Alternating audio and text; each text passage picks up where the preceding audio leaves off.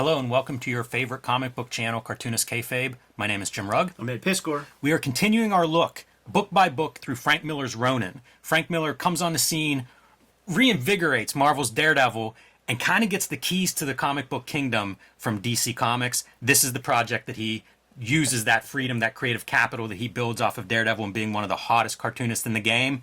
Let's see how he delivers.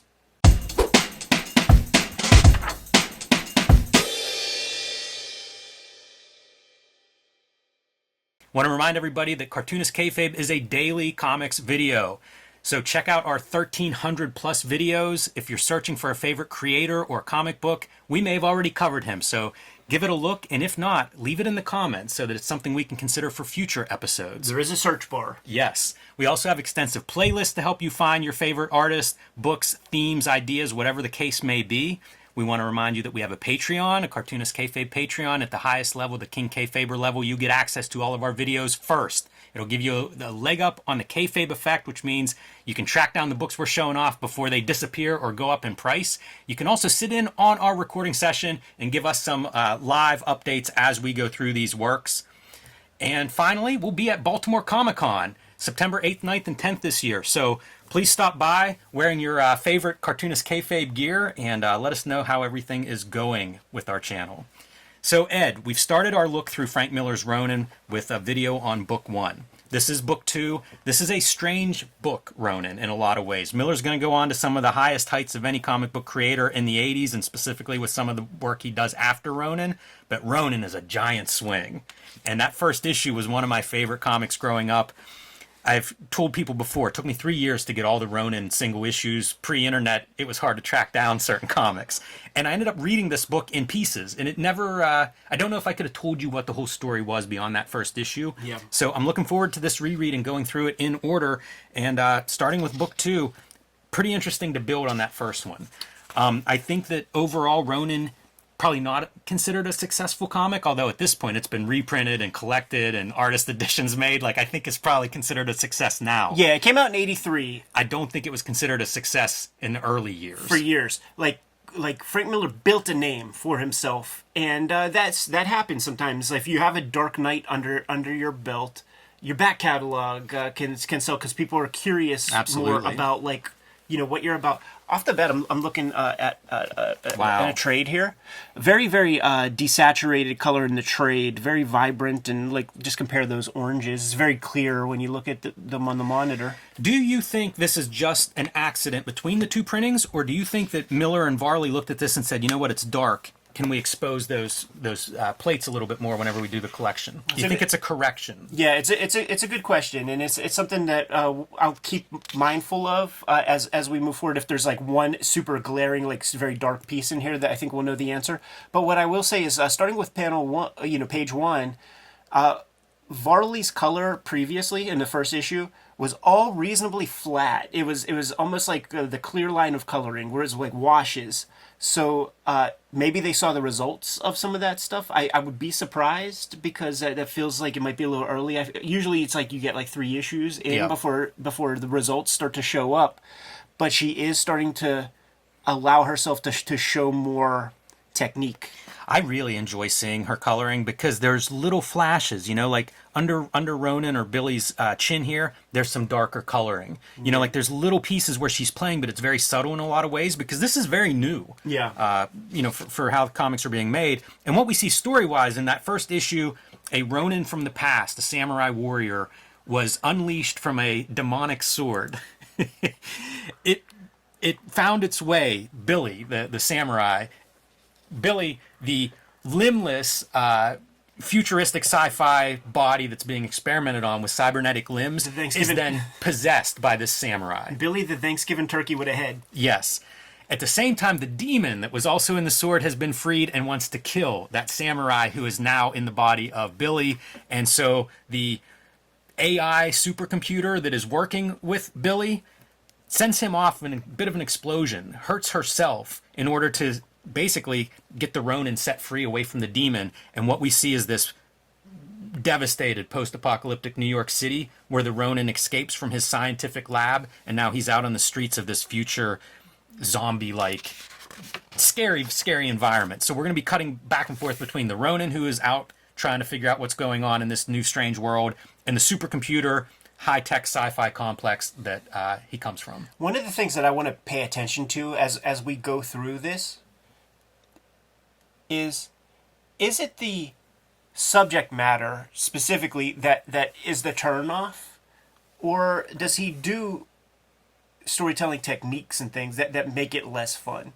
Because, like, I ain't buying all of this shit in terms of just, like, the subject matter. And I guess you could call that like a part of the story. Yeah, they're working here to repair this computer that was damaged, and one of the things that's coming out is that this computer is basically alive. It's almost like biomatter. It's repairing itself, which I think is a really cool idea. And it exists. Organic computing that exists. And it feels like, we mentioned it off the air, cyberpunk. Yeah. Really on display here. Yeah, and you think about, like, you know, The Hitchhiker's Guide or, like, the Neil Stephenson Snow Crash and Neuromancer and all that stuff are, like, the big new books around this era. I don't know the exact dates of those books. You know, it just sort of comes to mind now, like, you know, that Kayfabers can do the research on that. But it's all new. Like, we're not quite to Max Headroom yet, but certainly Blade Runner, I think, was 81. Yeah, right, yeah. So... Yeah, and so the supercomputer is communicating with these security officer. How about that for your duo shade and splatter and stuff? Yeah, for sure. And, like, what we get here, I remember as a kid, like, going through this, like, another one of those pages. But like, what these pages are for, it's our buttress between the bougie world of the supercomputer and then, like, the surface or whatever, like the regular city streets. So it's a storytelling function. And Errol Morris has the great saying about, like, what is style. Style is creating a strict set of rules and following them slavishly. So, like, that's what Miller does, is, like, okay, every time we cut, there's not going to be, like, a clean transition, like, panel to panel. Like, I'm going to give you this 2-page spread, duotone, play with technique. Because, I mean, it's formal experimentation, but we could also bet this is a DC comic. It's formal experimentation as much as DC will allow. Because, you know, it's still them. They allow a lot. This book's pretty far out. Right. This episode is brought to you by the Cartoonist Kayfabe Patreon. We put out videos every single day and have more than 1,000 of them, so make sure that you search through our channel and see if we talked about the comics and the magazines that you like. But the Cartoonist Kayfabe Patreon is there for our biggest supporters, and it mitigates the kayfabe effect, which gives the major supporters early access to our videos so that they can make smart buying decisions before the videos hit Gen Pop. Ultimately, the vids are brought to you by the books that we make, and the Hip Hop Family Tree Omnibus is coming to you this holiday season. 504 pages of material with 150 pages that haven't been published in those first 4 volumes of Hip Hop Family Tree.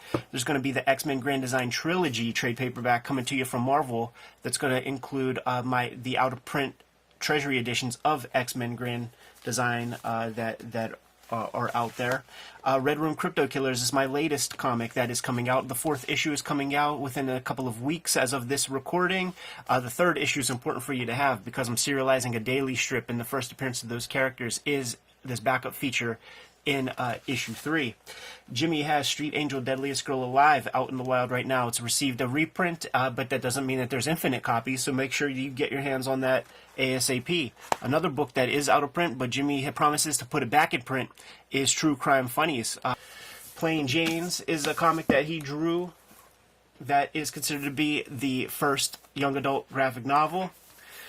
Hulk Grand Design is out there right now. It is sold out at the distribution level, which means if your store doesn't have it, they might not be able to get it. So you might have to go to Amazon if you want a copy. And why would you not want a copy of this thing?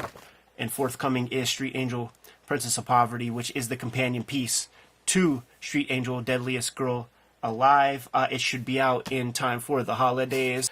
Now that we are done paying the bills, let's get back to the video. So our Ronin is on the streets, and you see, like, homelessness, hunger. There's a military presence that's out there, and this food kitchen operated by it's a nun, but also a darkly twisted version of maybe the future of religion here. Totally. We gotta hide Ronin's junk. So That's what this 2-page sequence is. We got to put some clothes on this motherfucker.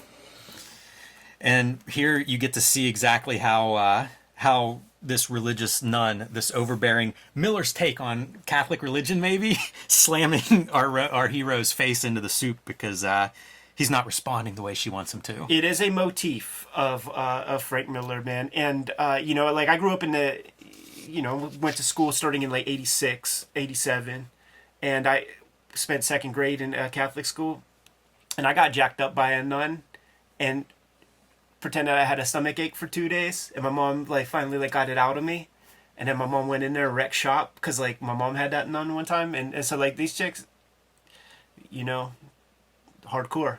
We're in that transition phase because like now I can't imagine a teacher can touch a kid, but they still paddled kids whenever I was in school. Right. And it had to be the end of that because it'd be like the old teachers, like the old dudes that would sort of cling to that kind of corporal punishment. Yeah. Yeah, man, that's this not lady's lasting like around this lady, today. like, she socked me in the head and dumped my desk out on me, and it actually like a corner of the hardcover textbook like fucking hit me in my nuts real bad, and I was like so doubled over, and it was like a whole deal. I thought it was going to be that one of your comic books fell out and got damaged. Yeah, you bring that shit, man. You're definitely getting your ass whooped every day. All right. So again, cross-cutting between this weird sci-fi setting versus the outside world of New York. And this is a very strange, like art-wise, bizarre how organic some of this drawing is. We speculated, you know, Mobius and heavy metal being an influence previously in issue 1. Very interesting to see Miller trying to assimilate some of these different ideas from almost like international comics at the time. Totally. And you know, it's got the clear line approach to it that Mobius would bring, but like when you do the clear line, you got to choose the right lines, and almost everybody who does it, when you think of Mobius, when you think of Hergé, there's such an elegance to form. When you think of Jeff Darrow, you think of there's like an elegance to form. And Miller's an ugly artist. Like his work is steeped more in the storytelling than the beauty of the aesthetics. So he's got a crunchy style, and it's crazy to see in that clear line. Yeah, and speaking to that, like, you know, his strength being in the storytelling, look at the layout. The last time we were inside of the computer setup, it's the exact same layout, which is like a 6-panel grid, but with a vertical panel on your left side. Not an accident. And I think one thing you see and here... by the way, the lights are on now. They accomplished their goal. They fixed it. Right. And this is all exposition about the nature of the Ronin, why the computer wants her to go find Billy and, you know, make sure he's safe. Talks about the demon, like all of this stuff. And you see the security guard being like, I don't know. A lot of doubts on her part about the story the computer is telling her. But it is going to lead to her following more or less the computer's orders. Yeah, it's interesting because, like, in the computer world, like there's green, and I think that's a very specific choice because green communicates grass, vegetation, life. That's so interesting, yeah. And then flip the page, man. Now you got the grit, and I think that this is clear indication, one, that Miller is working in spreads, thinking about the page turns and like what images are facing one another. But you see Lynn Varley doing lots of storytelling work with the color to get you in and out. There's never a confusion of which part of the city you're in, simply thanks to her color. Yeah, it's very true. And by the way, you look at these panels, like these top couple panels, that's prototype Sin City. Sure. Yeah, he does this like very wild kind of these character designs. You know, you got the black lady that has like Nazi tattoos and stuff. The leather daddy hats. It's that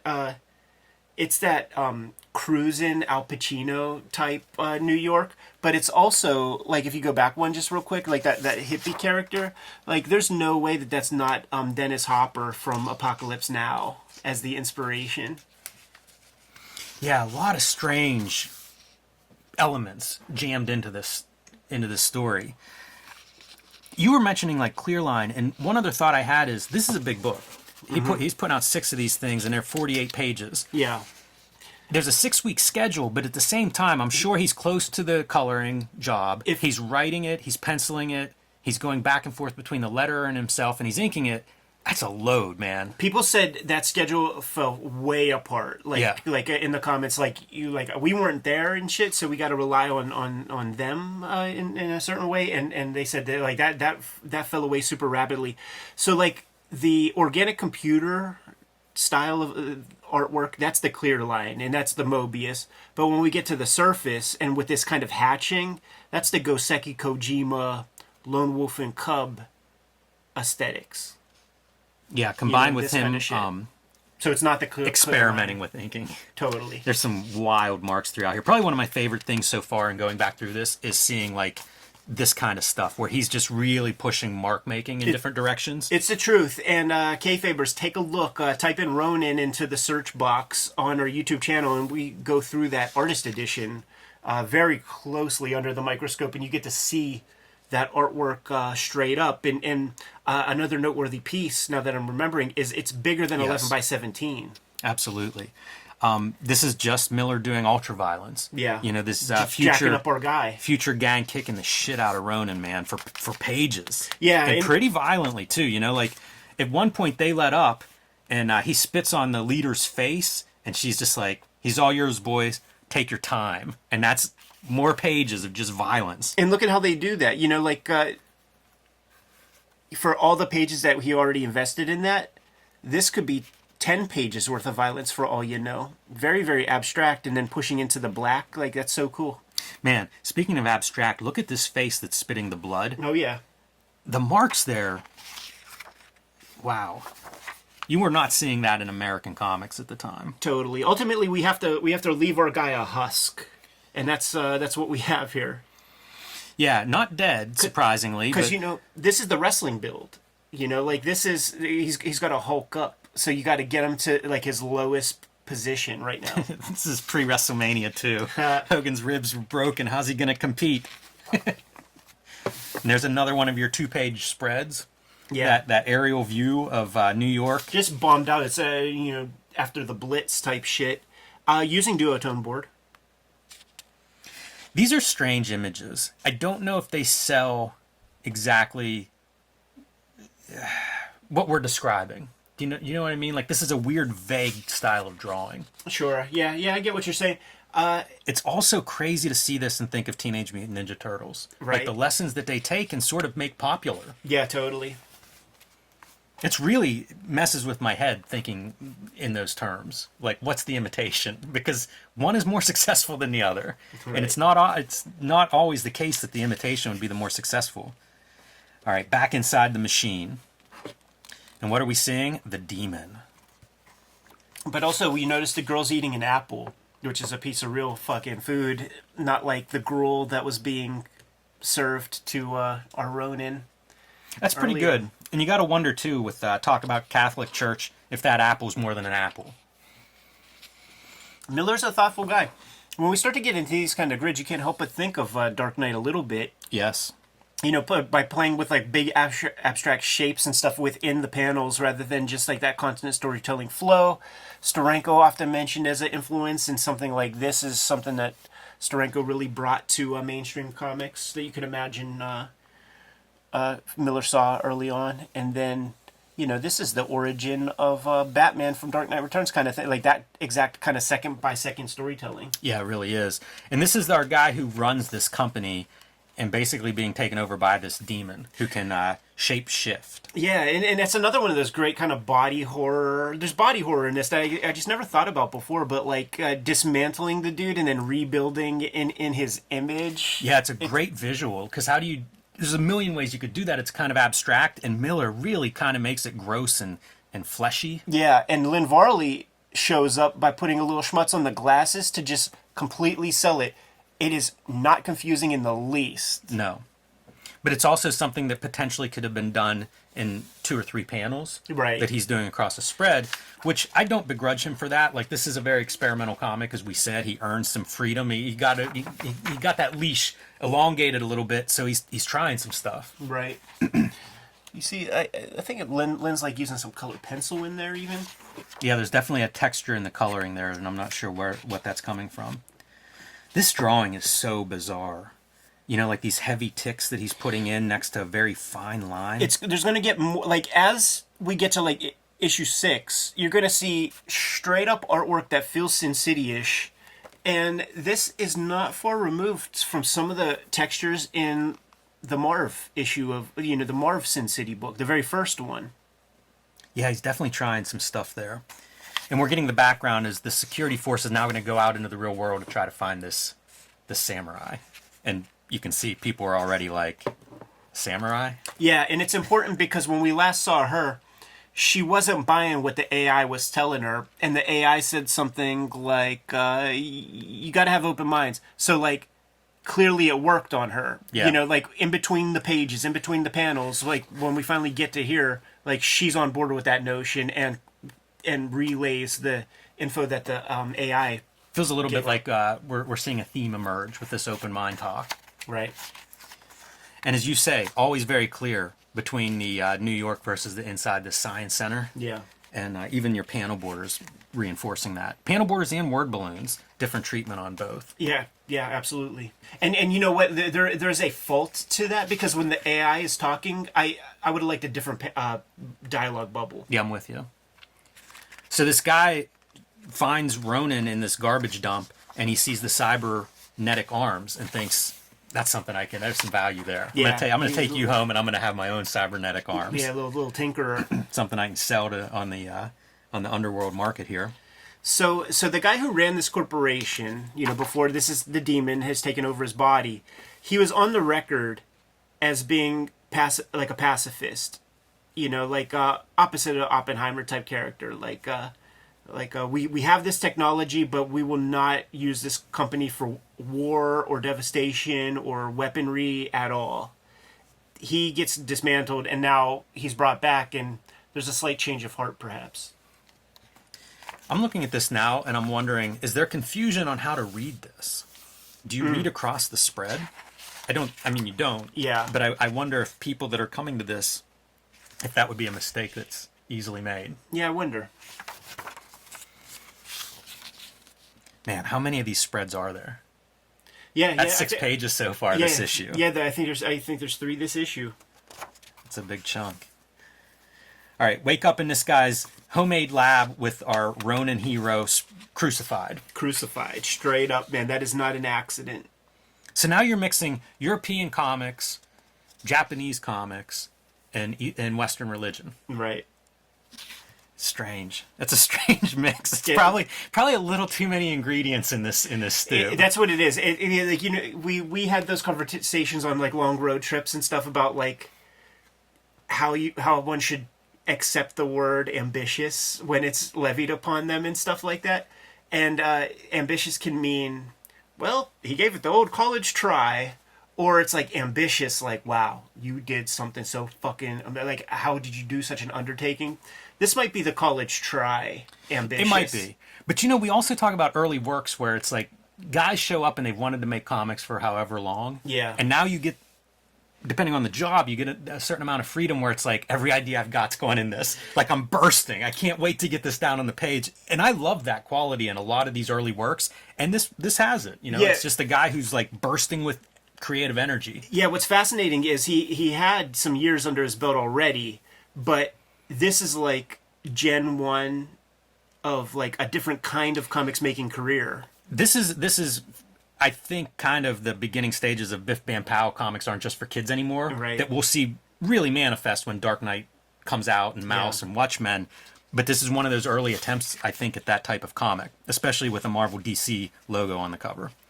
So this guy is here with a laser. He's going to cut off arms. And man, the inking and drawing of this, strange marks. It looks like he's using like the lettering nibs. I can't think of another Marvel DC comic with this kind of mark making in it. Yeah, not at all. There's I mean there's close stuff but it's all like very far afield of mainstream comics for sure. You see weird it's like when the Filipinos would come through and then they would bring some crazy looking shit like this, but it's like the closest. It reminds me of like, we talk like Mobius, right, as one of the influences in issue 1 that we talk a lot. Yeah. It's almost like at this point, it's just a bunch of heavy metal magazines where he's pulling from all kinds of, like, turn the page, oh, let's try this. Right. I kind of like that. I do too, and it's got me in that headspace a little bit because I'm doing a daily strip, and there's no rules to it. I could try to do something like that, like on just one of the daily strips, and just be like, well, that didn't quite work. You know what you see here in this panel is he's going in with white media, like these marks. Oh yeah, those are all drawn with white media. So true. Again, he's just really going for it. And Makes me want to go back into the artist edition and look at a panel like that. I felt that same way. Chaikin will do this, so I feel like that might be a little Chaikin. Some upstart studios Yeah. going back and forth. So successfully removes one arm.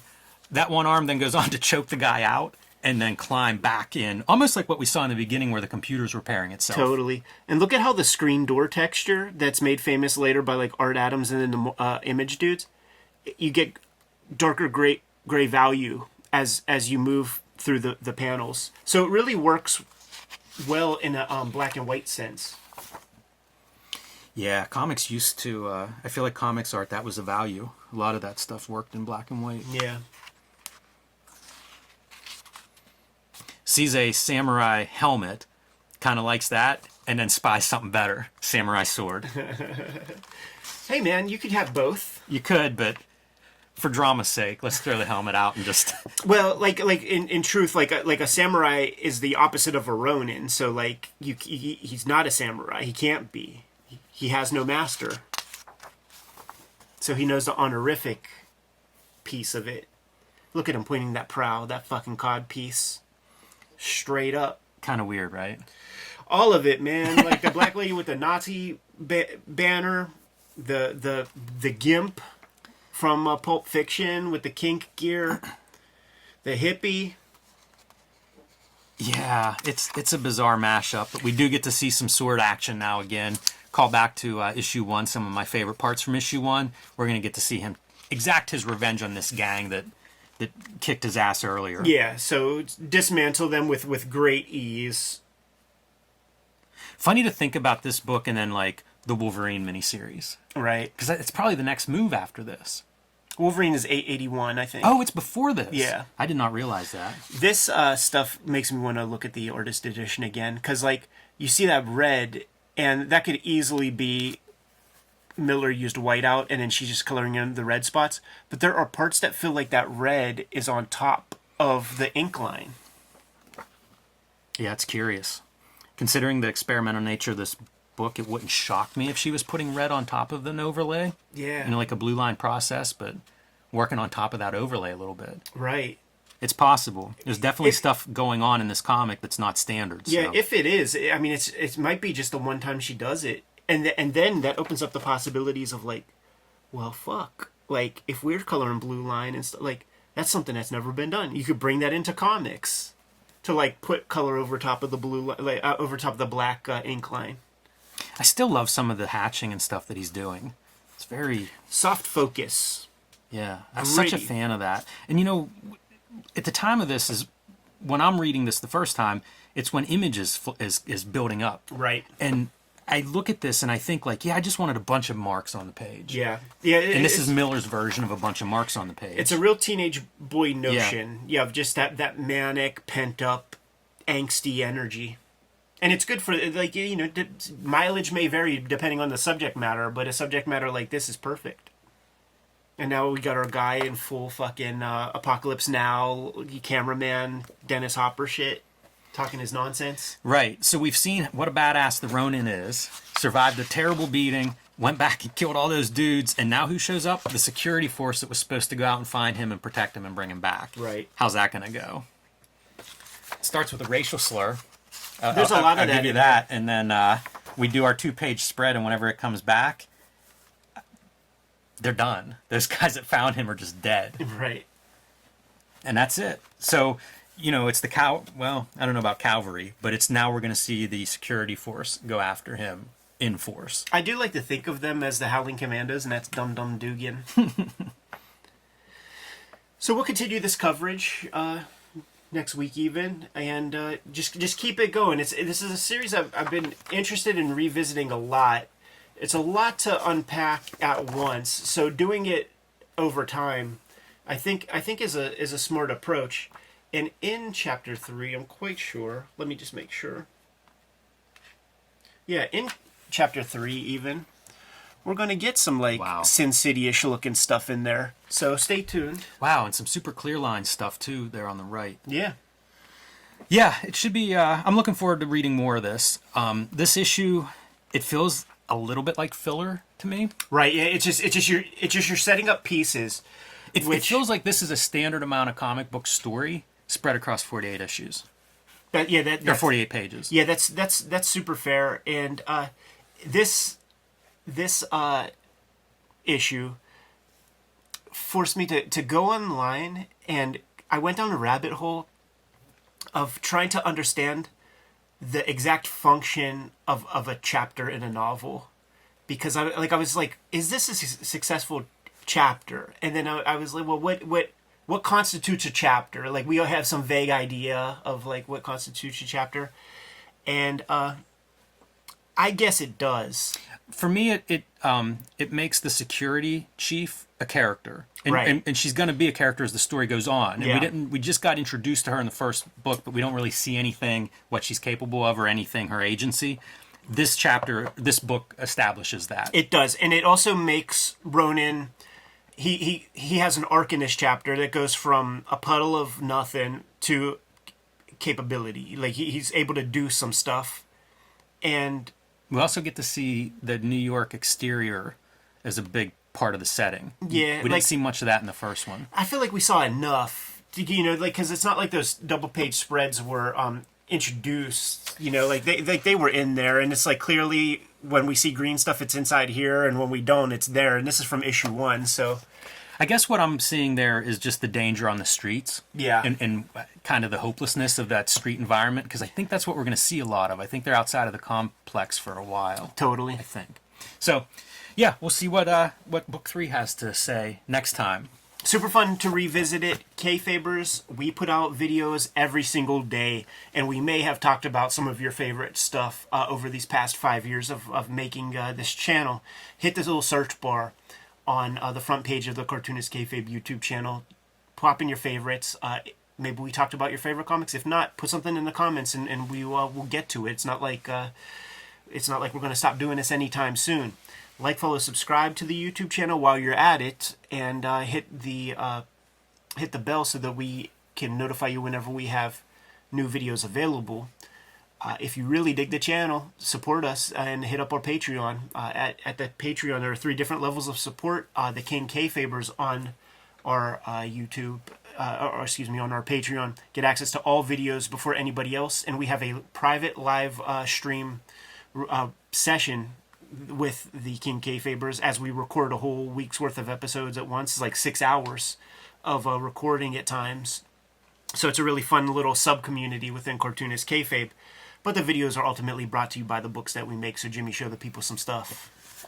My next release is Street Angel, Princess of Poverty. This will be out in November from Image Comics, and it collects all of my Street Angel comics that are not included in Street Angel Deadliest Girl Alive. Also available now from Image Comics. This was out of print, but it's back. There are 8 complete short stories of the homeless ninja on a skateboarder. This is my superhero comic, so check that one out.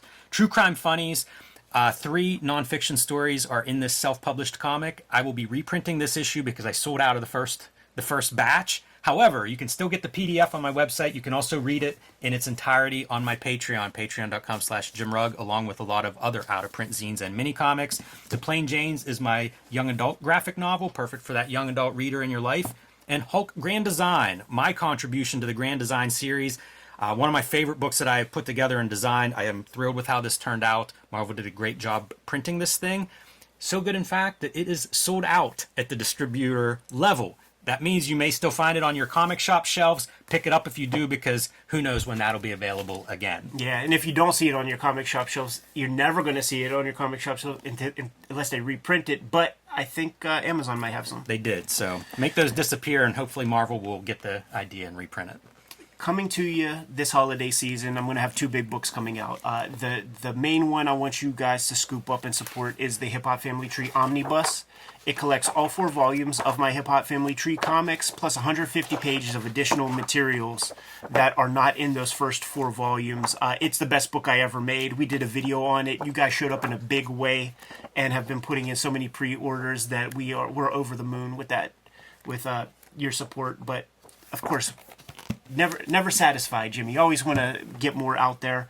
The other book is the X-Men Grand Design Trilogy that we are going to be putting out in time for the holidays. I think this one will come out in November. The Hip Hop Family Tree Omnibus is October.